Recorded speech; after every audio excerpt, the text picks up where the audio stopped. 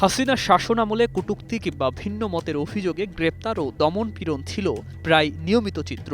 মত প্রকাশের স্বাধীনতা তখন কার্যত রাষ্ট্রীয় নিয়ন্ত্রণের মুখে পড়ে। সেই বাস্তবতার বিপরীতে এবার ভিন্ন এক অবস্থান সামনে আনল বিএনপি।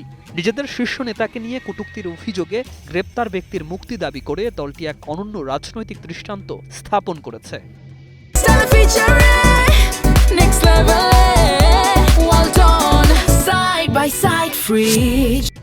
ঘটনার সূত্রপাত শনিবার। বিএনপির ভারপ্রাপ্ত চেয়ারম্যান তারেক রহমান ইনকিলাব মঞ্চের মুখপাত্র মরহুম শহীদ ওসমান হাদী ও জাতীয় কবি কাজী নজরুল ইসলামের কবর জিয়ারত করেন। ওই সময় তারেক রহমানকে নিয়ে কটূক্তির অভিযোগে AKM শহীদুল ইসলাম নামের এক ব্যক্তিকে পুলিশ গ্রেপ্তার করে। ফৌজদারি কার্যবিধির ৫৪ ধারায় তাকে আদালতে সোপর্দ করা হলে আদালত তাকে কারাগারে পাঠান।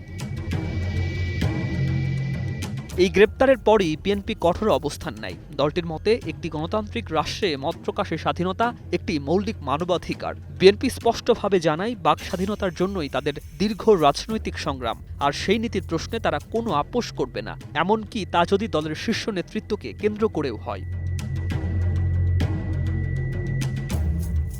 বিএনপির বিবৃতিতে বলা হয়, নিজের মত প্রকাশের কারণে কাউকে গ্রেপ্তার ও কারাগারে পাঠানো গণতান্ত্রিক চেতনার পরিপন্থী। অতীতে শেখ হাসিনার শাসনামলে যেখানে কটূক্তির অভিযোগে রেহাই ছিল না, সেখানে বিএনপির এই অবস্থান প্রমাণ করে দলটি ক্ষমতার রাজনীতির চেয়ে নাগরিক অধিকারের প্রশ্নকে অগ্রাধিকার দিতে চায়। AKM শহীদুল ইসলামের নিঃশর্ত মুক্তির দাবি জানিয়ে বিএনপি প্রশাসনের প্রতি আহ্বান জানিয়েছে মানুষের গণতান্ত্রিক অধিকারকে সম্মান জানানোর। শনিবার বিএনপির সিনিয়র যুগ্ম মহাসচিব রুহুল কবির রিজভীর স্বাক্ষরিত বিবৃতিতে এ তথ্য জানানো হয়, যা বর্তমান রাজনৈতিক বাস্তবতায় মত প্রকাশের স্বাধীনতা নিয়ে এক তাৎপর্যপূর্ণ বার্তা হিসেবেই দেখছেন বিশ্লেষকরা। News desk, ২১ television.